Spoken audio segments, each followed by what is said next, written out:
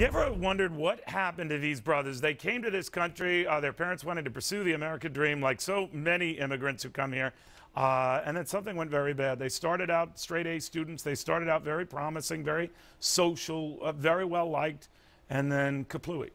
What happened? What happened? Lisa Daftari is a Middle East expert. She might have some ideas. What do you think happened?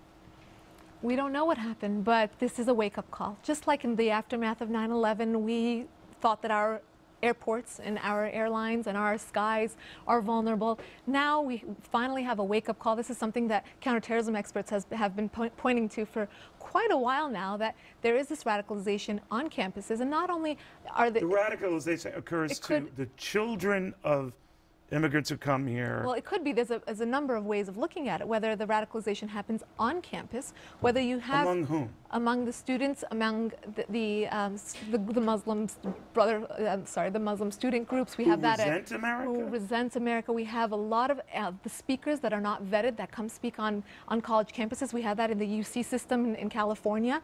But you can also look at who are these students who are coming. Are they being radicalized at home and then coming on our dime and getting full scholarships, and we call them great students? And why isn't there a checklist? Why aren't we interviewing them? What should colleges be monitoring now? Why not have evaluations once a year on these students, see how they're doing, check up on them? I mean, in the case of these two brothers, they actually were called out by the Russian government, as far as we know, and we just let it go. Well, if he was called out and flagged once, why wasn't he monitored further?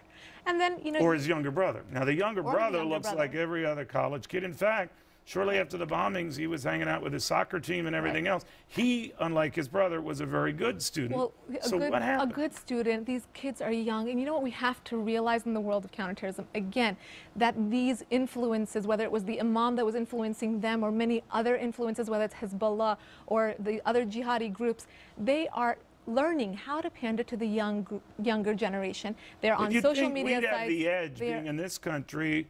We have the First Amendment. We have the First Amendment, meaning we can monitor YouTube and Twitter and Facebook as much as we'd like. But what could we do?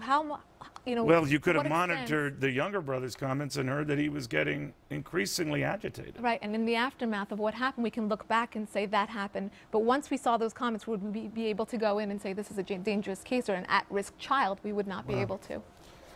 So this is just the tip of the iceberg. This is right. This is the beginning of all the vulnerabilities that we have to know about. No, I defer to your expertise. I just hope you're wrong. I Lisa do too. Daftari, thank you very, very much.